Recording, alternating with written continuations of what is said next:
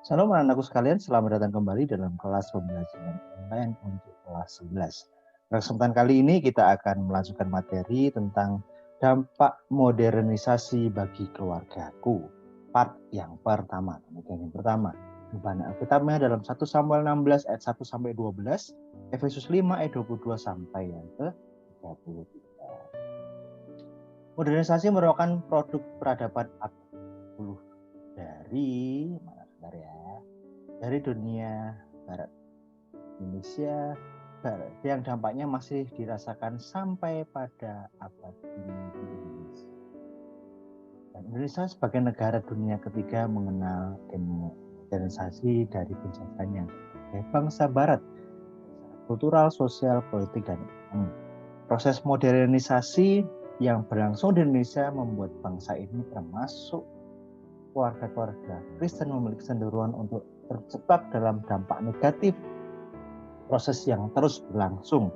Berdasarkan latar belakang tersebut, maka bagian ini bertujuan untuk memperkenalkan remaja dengan istilah modernisasi. Apa dampaknya bagi keluarga Kristen? Dan bagaimana keluarga pada kurun waktu dewasa ini harus menghayati dan memaknai peran mereka di tengah arus modernisasi yang sedang berlangsung. Melalui pembelajaran tersebut, selanjutnya peserta didik diharapkan dapat mencapai beberapa indikator yang telah ditentukan.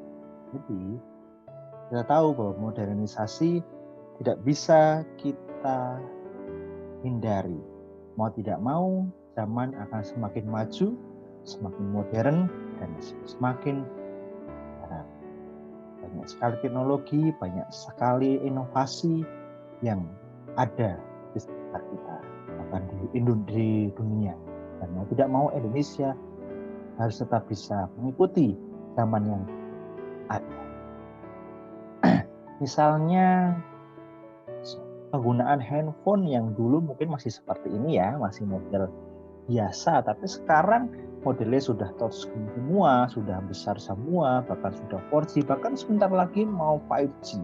Apakah kita tidak mau mengikuti modernisasi itu tetap menggunakan HP model lama? Bisa, mau tidak mau kita harus mengikuti modernisasi. Tapi ternyata modernisasi mempunyai dampak negatif juga. Dampak negatif itu alangkah baiknya kita harus berhati-hati supaya kita tidak terjerumus atau terjebak dalam dampak negatif modernisasi. Pengertian modernisasi. Di kalangan para ahli berkembang berbagai macam pengertian mengenai modernisasi. Dalam KBBI, modernisasi dimengerti sebagai sebuah proses pergeseran sikap. Ada pergeseran sikap ya, dan mentalitas kita sebagai warga masyarakat untuk dapat hidup sesuai dengan tuntutan masa kini. Pergeseran sikap kita yang dulu dan mengikuti, menyesuaikan dengan kehidupan zaman sekarang. Mengungkapkan bahwa modernisasi merupakan penerapan pengetahuan ilmiah pada semua kegiatan, bidang kehidupan, dan aspek masyarakat. Aspek yang paling menonjol dari proses modernisasi adalah perubahan ilmu pengetahuan dan teknologi. Iptek. Jadi kita bisa melihat dari apa? Kemajuan teknologi, ilmu pengetahuan dan teknologi.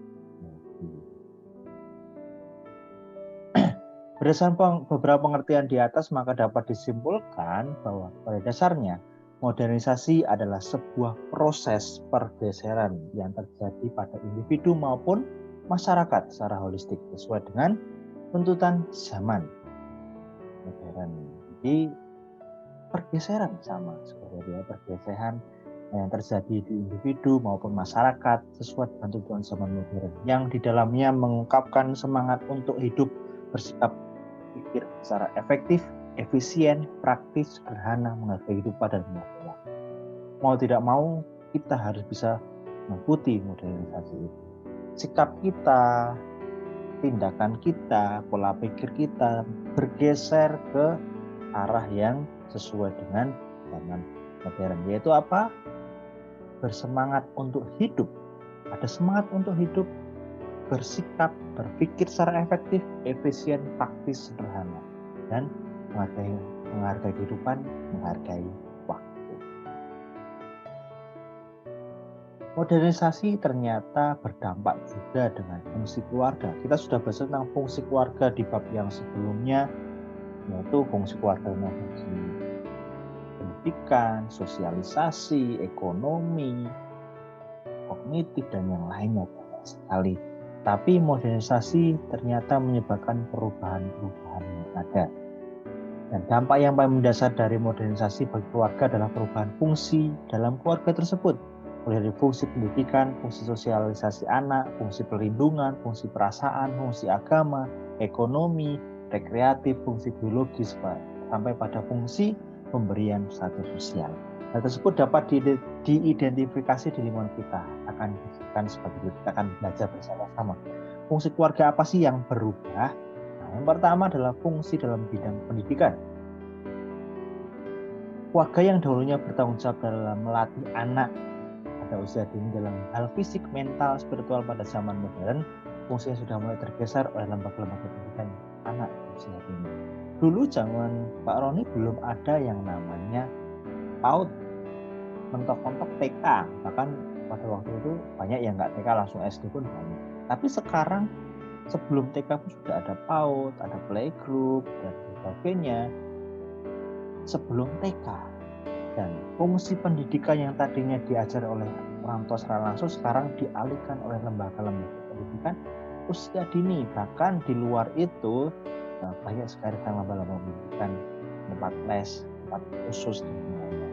Karena apa? Fungsi pendidikannya sudah tidak bisa dijangkau oleh orang tua karena mungkin lebih profesional dan sebagainya. Jadi hidup modern menyebabkan bahwa fungsi pendidikan juga dialihkan oleh lembaga-lembaga pendidikan, entah itu di usia dini atau di lebih yang profesional. Yang kedua, fungsi sosialisasi anak. Keluarga yang dahulu bertugas untuk membentuk kepribadian anak, memperkenalkan pola tingkah laku, sikap, keyakinan, cita-cita, dan nilai yang dianut oleh kelompok masyarakat. Pada zaman modern, perannya mulai. Yang dulu fungsi keluarga itu bersosialisasi, mengajarkan anak bahwa tidak boleh ini, tidak boleh itu, kalau berkata harus sopan, kalau berjabat tangan harus dengan tangan kanan, dan sebagainya sesuai dengan kultur budaya masyarakat yang ada di daerah tertentu, klien masing-masing. Peran itu telah digeser. Peran keluarga tersebut sekarang diambil alih oleh lembaga-lembaga training yang menawarkan jasa pembentukan kepribadian, serta lembaga-lembaga konseling psikologis yang menawarkan jasa untuk mengetahui bakat dan minat melalui tes psikologi. Sekarang ada di SMA juga ada, biasanya dipandu oleh guru BK untuk sebelum kalian yang kelas 12 misalnya yang untuk memilih jurusan, kalian mengikuti tes psikologi untuk mencari bakat dan minat supaya kan bisa terarah jurusan apa yang sesuai dengan bakat dan minat kalian.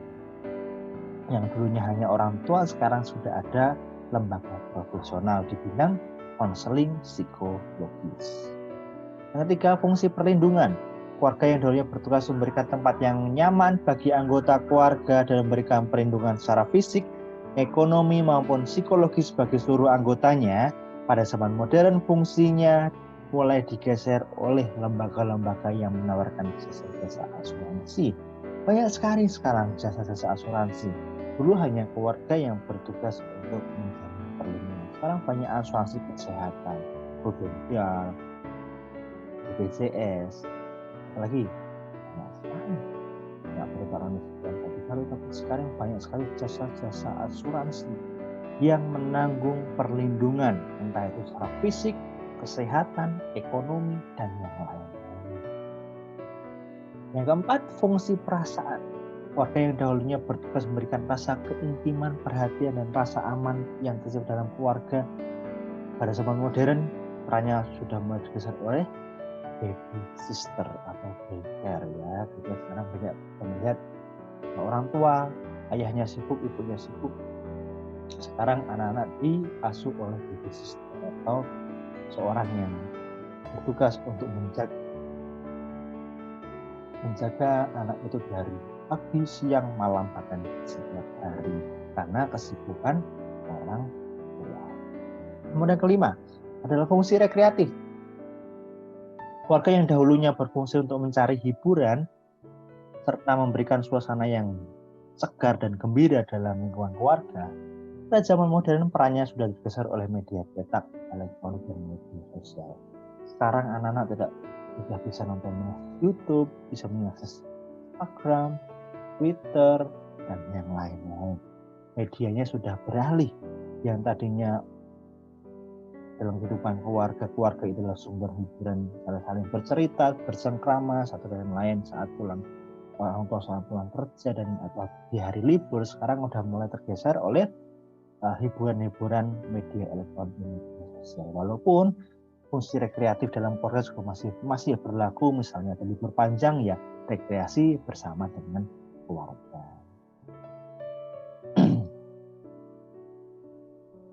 Ya, jadi yang sama ya. Jadi yang kelima tadi fungsinya mulai digeser oleh media cetak, elektronik, dan media sosial.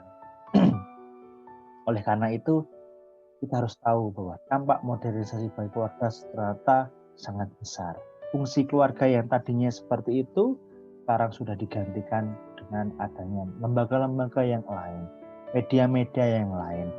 Dan apakah itu baik? Itu tidak? Ya, kita mau belajar bersama-sama di part yang kedua. Nanti kita mau belajar tentang dampak positif dan dampak negatif dari modernisasi. Dan demikian materi kita pada part yang pertama ini. Kalian bisa pelajari bersama-sama, bisa belajar dalam buku paket yang ada. Kalau kalian bisa bertanya langsung di Demikian, selamat belajar dan Tuhan Yesus memberkati kita semua. Shalom.